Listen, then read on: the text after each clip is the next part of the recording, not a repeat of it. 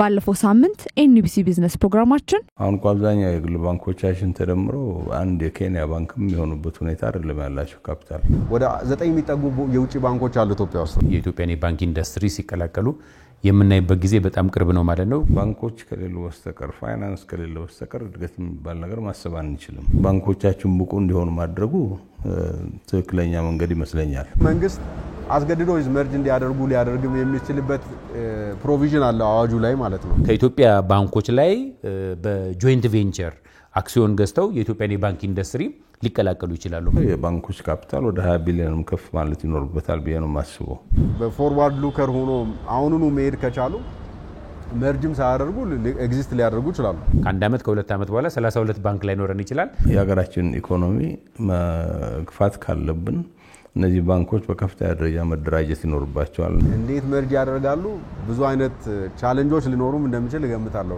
የብሔራዊ ባንክ እነዚህን ካፒታል ያላሟሉ ባንኮች ፈቃድ እየሰጠ መቀጠል የሚችልበት ሁኔታ የሚፈጠር አይመስለኝም ይሄ መርጀር እና አኩዚሽን ግዥና ውህደት ሊፈጠር ይችላል ማለት ነው ባንኮቻችን የደረሱበት ደረጃ አገሪቱ ላላት የኢኮኖሚ እድገት የሚመጥኑ አይደሉም በኢትዮጵያ ውስጥ ወስደን ካየን ግን ነፃ የሚባል ነገር የለም አሁን የተወሰደው ፖሊሲ ትክክለኛ ፖሊሲ ነው የተከፈለ ካፒታል 5 ቢሊዮን መሆን አለበት ተብሎ የተቀመጠው ለውጭ ባንኮችም ይሰራል ፋይናንስን ኢትዮጵያ ውስጥ ወይ በብሔር የተደራጀ ነው ወይ በሃይማኖት ነው ወይ በፖለቲካ ነው ባንኮች አሁን በራሳቸው ኢንቨስት ማድረግ የሚችሉበት ሁኔታ የላቸውም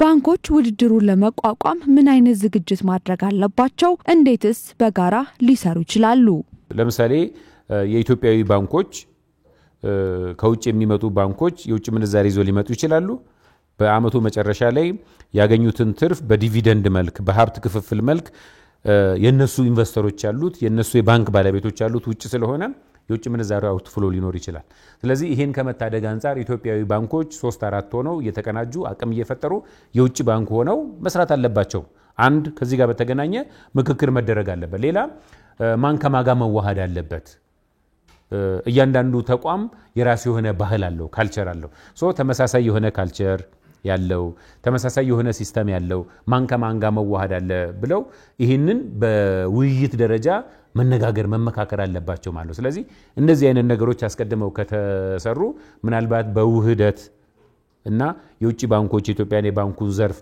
በመቀላቀላቸው ሊፈጠሩ የሚችሉ ተግዳሮቶችን ቀንሶ የተሻለ ተጠቃሚ መሆን ይቻላል የሚል እይታ አለኝ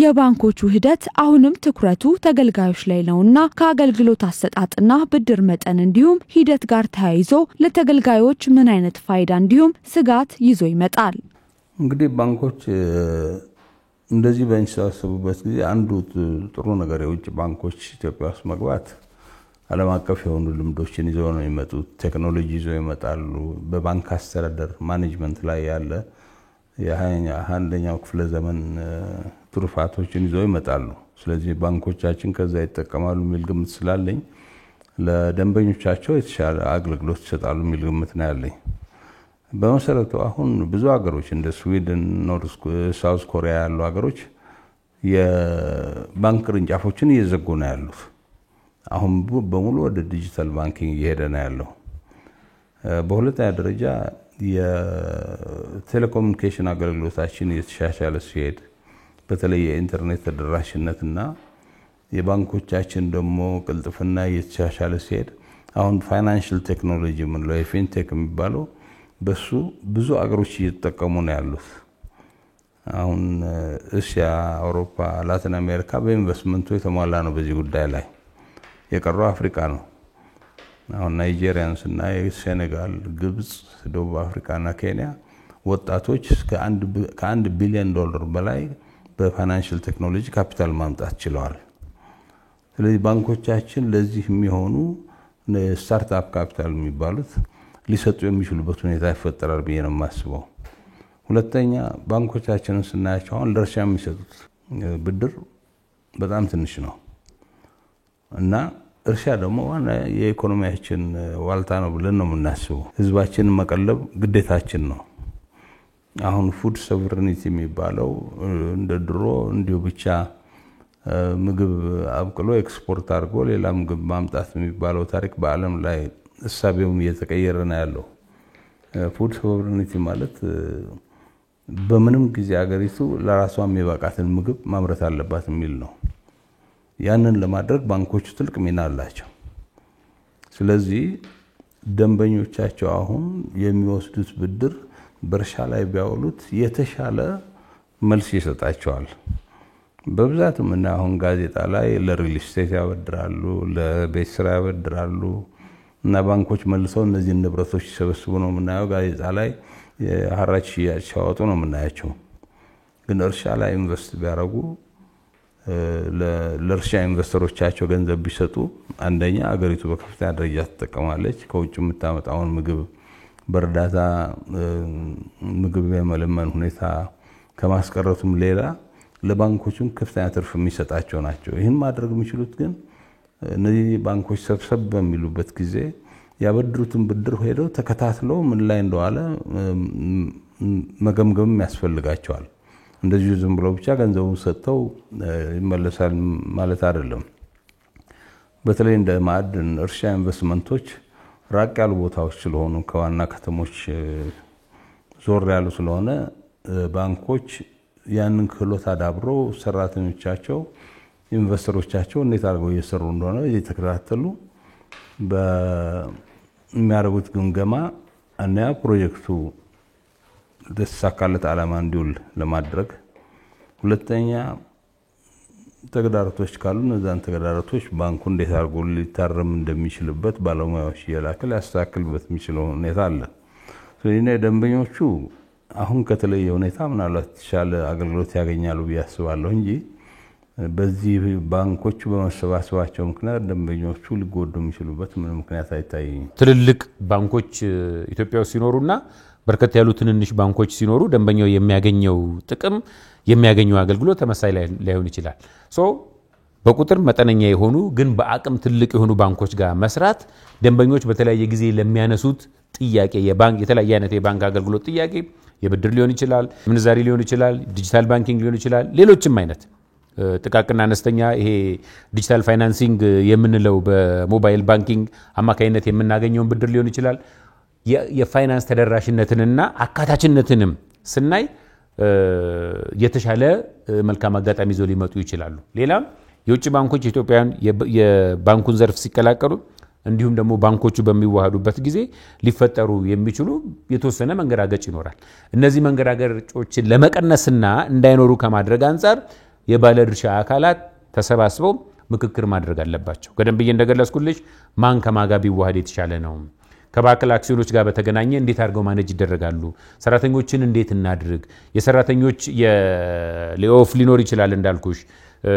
ምክንያቱም 32 ባንክ ሲኖርና ለምሳሌ ወደ 15 አካባቢ የባንኮች ቁጥር ሊያንስ ቢችል የሚያስፈልገው የሰራተኛ ቁጥር ተመሳሳይ ላይሆን ይችላል። ስለዚህ ምን መደረግ አለበት ከሰራተኞች ጋር በተገናኘ እንዲህ የተለያዩ መሰል ጉዳዮች እየተነሱ በደንብ ዲስከስ ከተደረገበት አስቀድመን ከተዘጋጀንበት የውጭ ባንኮች መግባትም የባንኮች ከመዋሃድም ከፍተኛ ጠቀሜታ ማግኘት እንችላለን፣ እንደተለያየ ባለድርሻ አካል ማለት ነው።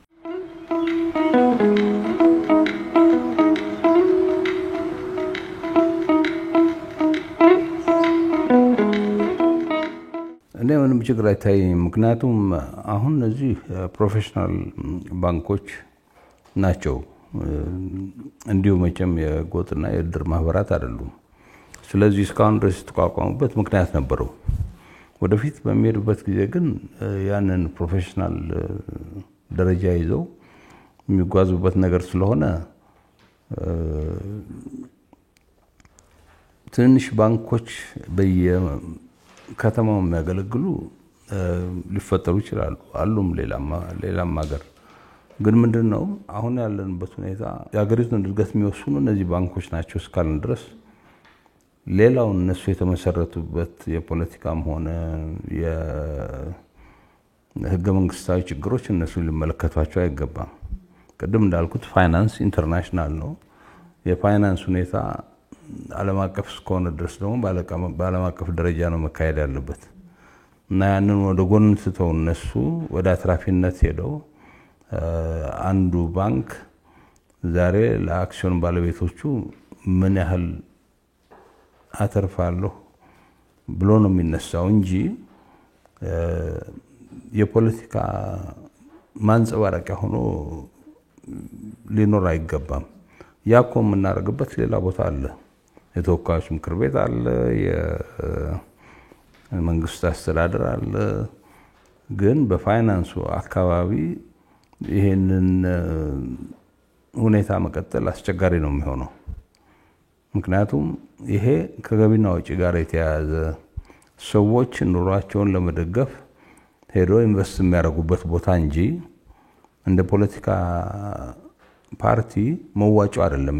ይሄ ባንክ ሲቋቋም ገንዘብ የሚዋጣው እንግዲህ መርጅ የሚያደርጉት እንትናና እንትና አንልም ባይዘ መርጅ ለማድረግ ብዙ መንገዶች አሉ።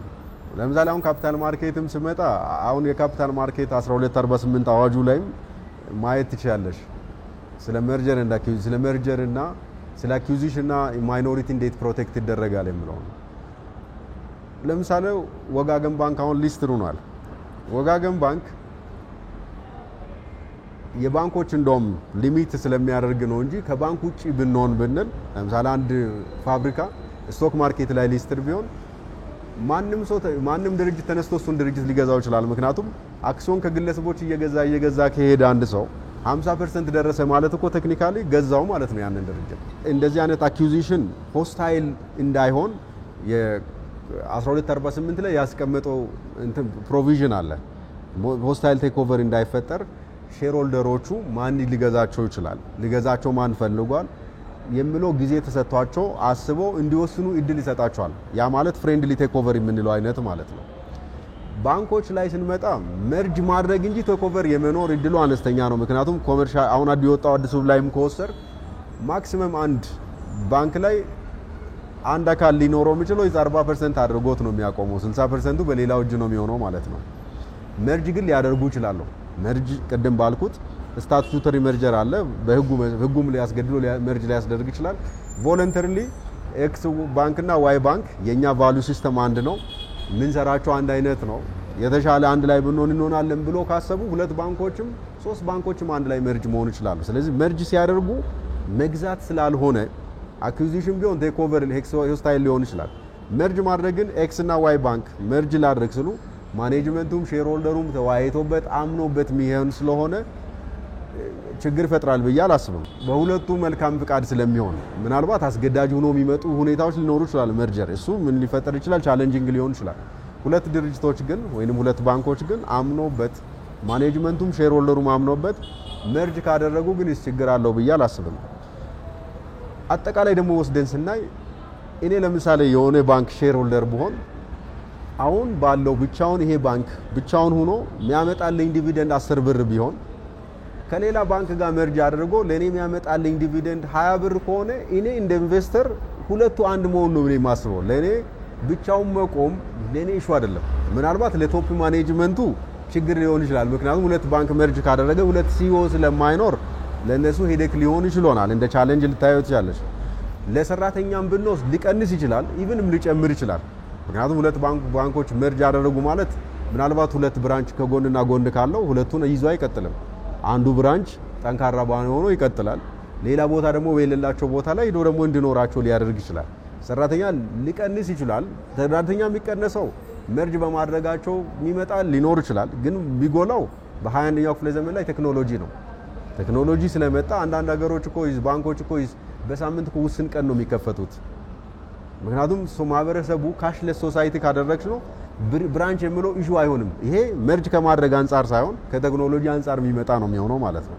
የቴክኖሎጂው የሚያመጣው ቻሌንጅ እንደውም የጎላ ሊሆን ይችላል ብዬ አስባለሁ። ስለዚህ ስጋት ቻሌንጁ ብዙ አላየውም። ለምን አምኖበት ስለሆነ መርጅ ሊያደርጉ የሚችሉት አምኖበት ከሆነ ደግሞ አኑዋል ጀነራል ሚቲንግ ምክንያቱም ይሄ ትልቅ ውሳኔም ስለሚሆን ኤክስ ዋይ እና ባንክ እንሁን ስሉ ሼር ሆልደሩም አምኖበት አኑዋል ጀነራል ሚቲንግ ወይንም ደግሞ አስቸኳይም ከሆነ አስቸኳይ ስብሰባ ተካሂዶ ቮት ተደርጎ የሚደረግ እንጂ ፍሬንድሊ እነዚህ መርጅ የሚያደርጉት አምኖ ብዙ ችግር ይኖራል ብዬ አላስብም። ግን እንደዛ ይሆናል ወይ ነው ጥያቄው። እንደዛ በእንደዛ አምኖ ለመምጣት የሚችሉ ባንኮች አሉ ወይ ብለን ካሰብን እሱ ብዙ ጥናት የሚፈልግ ነው፣ ከባድም ሊሆን ይችላል ብዬ አስባለሁ። ግን ሰርቫይቫል ኢሹ ሲመጣ ባያምኑበትም ማለት ልዩነታቸው ወደ አንድ ሪኮንሳይል ማድረግም ከባድ ቢሆንም ግን እንደ ቢዝነስ ዲፈረንስን ትቶ እንደ ቢዝነስ ግን ሰርቫይቭ ለማድረግ ስሉ መርጀር ላይ ሊሄዱ ይችላሉ ብዬ አስባለሁ። ከዛም በዘለለ ደግሞ ኮይዝ ሌላም ማስቡ ይችላሉ እኮ ማይክሮ ፋይናንስ እኮ መሆን ይችላል። እኔ እንደዛም ነው ማስበው። ምናልባት ብዙ ጊዜ ላይነሳ ይችላል እንጂ የባንኪንግ ቢዝነሶቻችን ለራሱ እኮ ሚስ የተደረገ ማህበረሰብ ብዙ አለ። ያም ስትራቴጂካሊ መታየት ያለበት ነው ብዬ አስባለሁ። ሌላ ወይ ማየት ማለት ነውና አይ ቲንክ አምኖበት ማኔጅመንቱም ሼርሆልደሩም ተወያይቶ አምኖበት መርጅ አድርጎ ከሆነ በቀደም ያነሳነው ችግር ብዙም ይኖራል ብዬ አላስብም። እንግዲህ ካፒታል ማርኬቱ ስራ ጀምሯል። እንግዲህ ዲሴምበር 28 ላይ ነው ተመረቀው፣ 10 ላይ ነው ተመረቀው። ስራውን እንግዲህ ሊስትድ የሆነ አንድ ድርጅት ነው።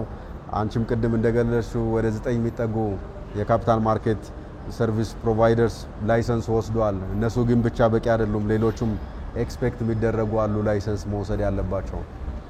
አምሹር የካፒታል ማርኬቱም የፎሬን ባንክ መምጣት ሙሉ በሙሉ ያገርቶ ያለውን የፋይናንሻል ችግር ወይንም አጠቃላይ ችግር ያጠፋል ባንልም ግን የተወሰነ ነገር ግን ኢኮኖሚው ላይ ጠቀሜታ ይኖረዋል ብዬ አስባለሁ። ፋይናንሱ አካባቢ በልማትና በአገር እድገት በአገር ጉዳይ ላይ ግን እንደ አንድ ኢትዮጵያ ሆነን ሁላችንም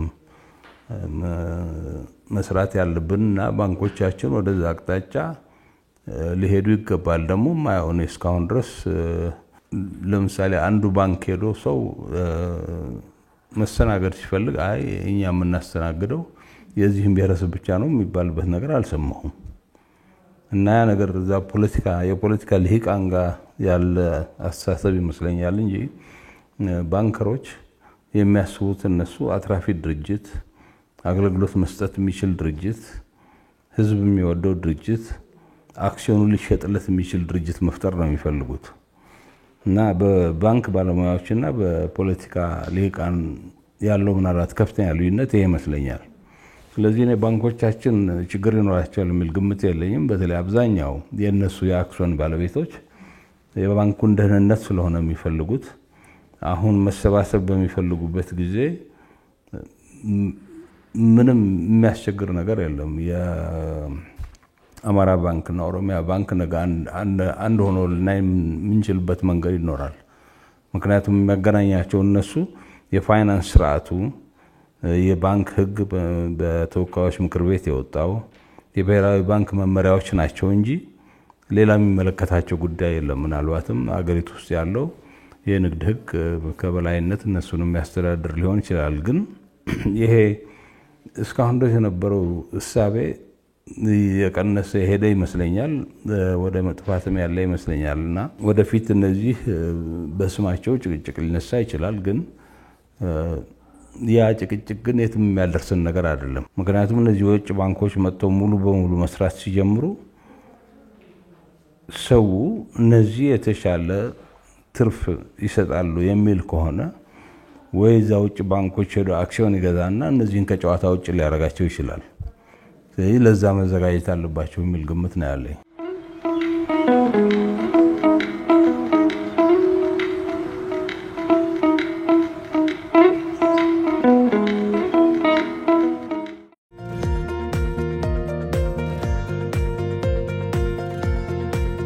የሌሎች ሀገራት ተሞክሮ ምን ይመስላል? የታሪክ ልዩነት ሆነ ያለን ሀገራችንም ውስጥ የውጭ ባንኮች ነበሩ። በፊት ካፒታል ገበያ ነበረ ትንሽም ቢሆን። እንደ በታሪካችን እስከማውቀው ድረስ በአፄ ኃይለሥላሴ ዘመን ነው ትልቅ የውጭ ኢንቨስትመንት የመጣው ኢትዮጵያ ውስጥ። ብዙ ኩባንያዎች የተቋቋሙት በተለይ ኋላ ደርግ የወረሳቸው ኩባንያዎች በአፄ ኃይለሥላሴ ጊዜ የተቋቋሙ ናቸው እና ኢንቨስተሮች ከውጭ መጥተው ነው ያቋቋሟቸው። ስለዚህ አሁንም ቢሆን አገራችን የነበረው ሁኔታ ወደ ሶሻሊዝም ስንሄድ ሁሉም ነገር ተወረሰ። ጋሽ ደበበ ሀብተ ዮሐንስ የሚባሉ ያቋቋሙት የግል ባንክ ነበር በአፄ ኃይለሥላሴ ጊዜ። እሱም ተወረሰ። የንግድ ባንክ ሁሉንም እንዲጠቀልለው ተደረገ። ሌሎች አፍሪካ ሀገሮች ግን በቅኝ ግዛት ስር የነበሩ ስለሆኑ እንዳለ ታሪካቸውን ከቅኝ ግዛት የነበረው የግል ሴክተር ባንክ አላጠፉትም፣ አብረው ነው የመጡት። እርግጥ አንዳንድ አፍሪካ ሀገሮች እንደሱ ለመውረስ ሞክረዋል፣ ግን ቶሎ ነው የመለሱት። ሀገራችን የሁኔታ ሆኖ የግል ኩባንያዎች በሙሉ የግል የፋይናንስ ድርጅቶች፣ የኢንሹራንስ ኩባንያዎች በሙሉ ተወረሱ። እንደገና እንደ አዲስ ነው የጀመርነው እና አፍሪካ ውስጥ ያሉት ግን ባለፉት 50 ዓመታት በከፍተኛ ደረጃ ሊያድጉ ይችላል። እርግጥ ማደግ የሚችሉትን ያህል አላደጉም። ወደ 26 አፍሪካ ሀገሮች ሰርቻለሁና ማደግ የሚገባቸውን አላደጉም። ከሙስና ጋር የተያያዘ፣ ከዝርፊያ ጋር የተያያዘ፣ ይሄ ህገወጥ የገንዘብ ዝውውር ጋር የተያያዘ አብዛኛዎቹ የአፍሪካ ባንኮች ማደግ ያለባቸውን ደረጃ አላደጉም። ግን አሁን ኬንያ ውስጥ ያሉ ባንኮች፣ ናይጄሪያ ውስጥ ያሉ ባንኮች ስናያቸው ከቀኝ ግዛት በኋላ መጥቶ መንግስቶችን ወረሳቸው አላሏቸውም። ስለዚህ በደንብ ነው ያደጉት። በዚህ ምክንያት ነው እና አገራችን አሁን የኛም ባንኮች ሰብሰብ በሚሉበት ጊዜ በቶሎ ሊያድጉ የሚችሉበት ሁኔታ ይፈጠራል ብዬ ነው የምገምተው። አንደኛ እቺ ሀገር ትልቅ ሀገር ናት። ወደ 30 ሚሊዮን ህዝብ ያለው ሀገር ነው። ሁለተኛ ትልቅ የተፈጥሮ ሀብት አለን። የእርሻ መሬት አለን፣ ውሃ አለን፣ እንደገና ደግሞ ወጣት ኃይል አለን። 70% የሚሆን ህዝባችን ወጣት ነው። ስለዚህ ሰላም መረጋጋት እስካለ ድረስ የአስተዳደር ጉድለቶችን ማረም እስከቻለን ድረስ ትልቅ የኢንቨስትመንት መዳረሻ የምትሆን ናት ኢትዮጵያ። ኤክስፖርታችንም በዛ ደረጃ እየጨመረ ይሄዳል። በተለይ አሁን የውጭ ኩባንያዎች ኢትዮጵያ ውስጥ ገብተው መስራት ይጀምራሉ በንግድ ሴክተሩ ላይ ተብሎ በሚታወቅበት ጊዜ በርከት ያለ የኤክስፖርት እድልን እየፈጠረ ይሄዳል የሚል ግምት አለኝ። ያ ነው ባንኮቻችንን የሚያሳድጋቸው። ብዙ ደንበኞች ይኖራቸዋል፣ ብዙ ተበዳሪዎች ይኖራቸዋል። ሁለተኛ አሁን ብሔራዊ ባንክ በቅርቡ እንኳን ስናየው ከወርቅ የሚያገኘው የነበረ ገንዘብ በጣም አሽቆልቁሎ ነበር።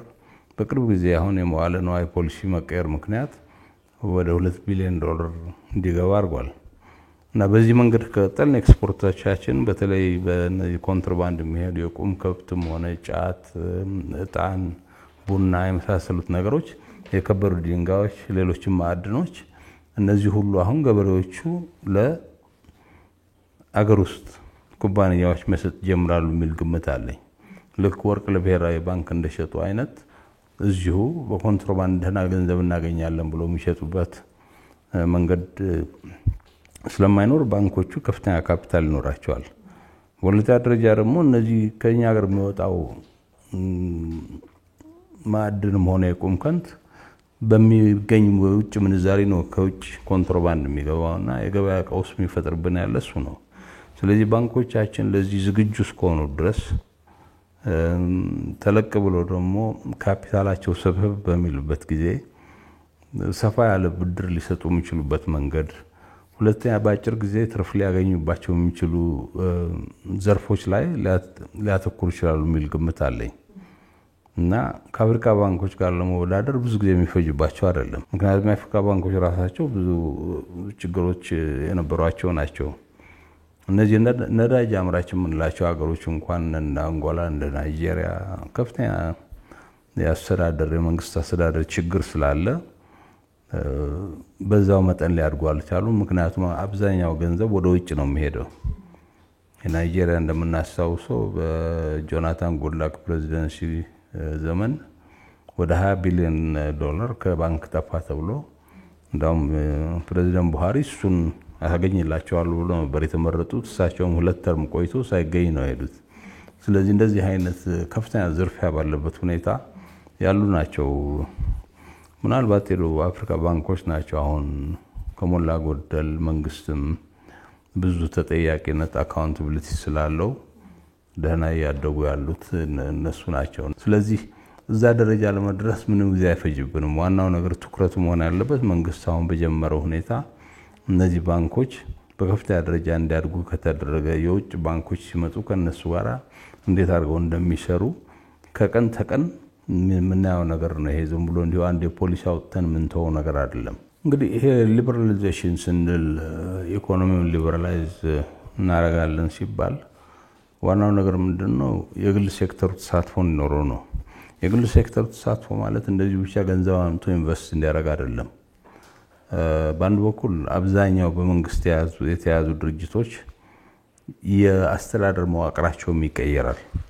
የግል ሴክተሩ ቦርድ ውስጥ ይገባሉ በቂ ፋይናንስ ኢንቨስት የሚያደርጉ ከሆነ።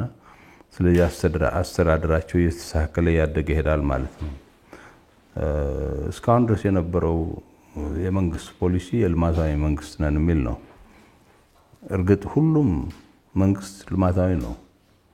ዩናይትድ ስቴትስ አሁን ያኔ በ2000 ዓመተ ምህረት ከፍተኛ የፋይናንስ ቀውስ የደረሰ ጊዜ ባንኮቿን ወደ 1.5 ትሪሊዮን ዶላር ከፍላ ነው ያዳነቻቸው። ቻይና አሁን BYD የሚባሉ መኪኖችን እንዲሁ ከአየር ፈጥራ ነው የዓለም አንደኛ ደረጃ መኪኖች ያደረገቻቸው። ስለዚህ መንግስት እንደዚህ አይነት ስትራቴጂክ የሆኑ ኢንተርቬንሽንስ ማድረግ ይችላል።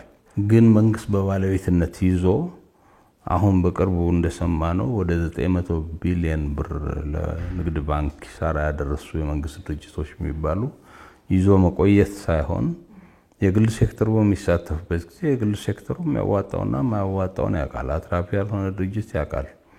ስለዚህ በአጠቃላይ ሊበራላይዜሽን በምንልበት ጊዜ እንደዚሁ አገር መሸጥ አይደለም፣ ግን ኩባንያዎች በትክክል እንዲሰሩ ሊሄዱበት የሚችሉ መንገድ ነው መፈጠር ያለበት።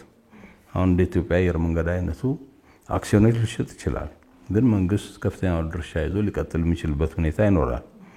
ሌላው ምንድነው ከዚህ ከሊበራላይዜሽን የሚያገኛቸውን ገንዘብ ሌሎች መዋቅሮች፣ መሰረተ ልማቶች ለህዝብ ሊደርሱ የሚችሉ ነገሮችን ሊሰራበት የሚችል መዋለ ነው የሚያፈራበት ነው።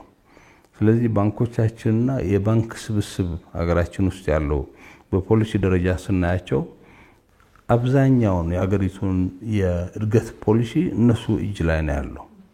ስለዚህ እነሱ ማደግ ወሳኝ ነው ብዬ ነው የማስበው።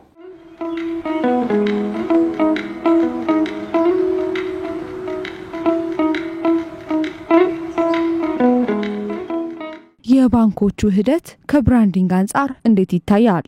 ለምሳሌ ወተትና ቡና ሲቀላቀል የሆነ ከለር ይሰጣል አይደል? ደስ የሚል ከለር። እንደዚህ አይነት ከለር ሊመጣ ይችላል። ለምሳሌ ባንኮች ሲዋሃዱ አንደኛው ሀ የተባለው ባንክ ለምሳሌ ከለ ከተባለው ባንክ ጋር ሲዋሃድ አዲስ አይነት ማንነት፣ አዲስ አይነት አይደንቲቲ ሊፈጥሩ ይችላሉ። ካልሆነም ደግሞ ምናልባት ለመቶ ከሀ ጋር በሚዋሃድበት ጊዜ የሃን ማንነት ሊይዝ ይችላል ማለት ነው። ሌላ ይሄ መርጀር ከሆነ ማለት ነው። አኩዚሽን ከሆነ ለምሳሌ አኳየር በመናረግበት ጊዜ ሲገዛው ማለት ነው። አሁን ሀ የተባለ ተቋም ወይም ደግሞ ባንክ ለን ሊገዛው ቢችል ለሙሉ ለሙሉ አይደንቲቲውን ጥሎ ነው ሊመጣ የሚችለው ማለት ነው። ከዚህ አንፃር የኢትዮጵያ ንግድ ባንክንና ኮንስትራክሽን ባንክ ኦፍ ኢትዮጵያን ማሰብ እንችላለን። የዛሬ 10 ዓመት አካባቢ ሙሉ ለሙሉ አይደንቲቲውን ማንነቱን ትቶ ኮንስትራክሽንና ቢዝነስ ባንክ ምንድነው የሆነው? የኢትዮጵያ ንግድ ባንክ ነው የሆነው ማለት ነው። የኢትዮጵያ ንግድ ባንክ በሚሆንበት ጊዜ ምንድነው የሚሆነው? አንድ አካባቢ ያሉ ንግድ ባንክ ጋር ለምሳሌ የኢትዮጵያ ንግድ ባንክ ያለበት አካባቢ የነበረው የኮንስትራክሽንና ቢዝነስ ባንክ እሱ ተዘግቶ ወደ ምንድነው የመጣው? ወደ ቅርብ ወደ ሆነው ባንክ ነው የመጣው። እንዲህ አይነት ነገሮች ሊፈጠሩ ይችላሉ ማለት ነው። ሌላ ከመርጀር ኤንድ አኩዚሽን ጋር በተገናኘን የኢትዮጵያ ብሔራዊ ባንክ ሰፊ ዝግጅት አድርጓል ብዬ ነው የማስበው። የሌሎችን የናይጄሪያ ኤክስፒሪየንስ ማየት እንችላለን። የኬንያን ኤክስፒሪየንስ ማየት እንችላለን። ለምሳሌ ኬንያ ላይ ከ11 በላይ የውጭ ባንኮች አሉ። ናይጄሪያ ላይ ከ23 ባንኮች አካባቢ ወደ 7 የሚጠጉት የውጭ ባንኮች ናቸው። እነዚህ ግን የውጭ ባንኮች አይደሉም የባንኩን ኢንዱስትሪ እየመሩ ያሉት። ኬንያን ብንሄድ፣ ናይጄሪያን ብንሄድ አገር በቀል የሆኑ ባንኮች ናቸው የመጀመሪያውን የመሪነትን ሚና እየተጫወቱ ያሉት። ለምን? የውጭ ባንኮችም ሲገቡ መርጀር ኤንድ አኩዚሽንም በሚደረግበት ባንኮች መዋሃድና ግዢ ሲፈጸም በጣም ተጠንቶበት ስለተደረገ ማለት ነው። ኢትዮጵያ ደግሞ የኢትዮጵያ ብሔራዊ ባንክ ኢትዮጵያ ኢን ጀነራል ደግሞ ከምዕራብ አፍሪካም፣ ከሰሜን አፍሪካም፣ ከምስራቅ አፍሪካም፣ ከደቡብ አፍሪካም ከሌሎችም አህጉራት ላይ ካሉ ባንኮች የተሻለ ልምድ ተቀምሮ ስለሚደረግ የተሻለ ተጠቃሚ እንሆናለን የሚል እይታ ነው ያለኝ እኔ።